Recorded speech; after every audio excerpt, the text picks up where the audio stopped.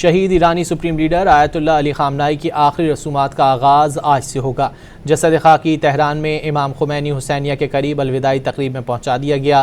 تابوت کو امام رضا کے روضے کے علامتی سرخ پرچم سے لپیٹا گیا ہے۔ تقریب میں شہریوں کا ہجوم امڑ آیا اور انہوں نے شہید رہبر کو خراج عقیدت پیش کیا۔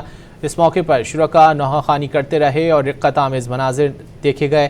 تقریب میں پاسداران کے commander in chief brigadier general Ahmad Vahidi نے بھی شرکت کی، جو جنگ کے بعد پہلی بار منظر عام پر آئے ہیں۔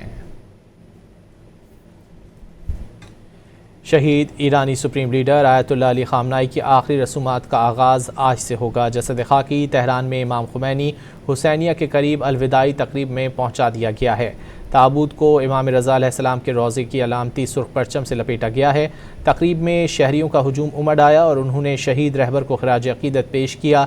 اس موقع پر شرکاء نوحہ خوانی کرتے رہے اور رقت آمیز مناظر دیکھے گئے۔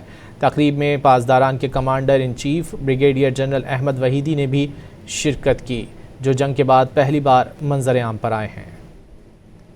شہید ایرانی سپریم لیڈر آیت اللہ علی خامنائی کی آخری رسومات کا آغاز آج سے ہوگا۔ جسد خاکی کو تہران میں امام خمینی حسینیہ کے قریب الوداعی تقریب میں پہنچا دیا گیا ہے۔ تابوت کو امام رضا کے روضے کے علامتی سرخ پرچم سے لپیٹا گیا ہے۔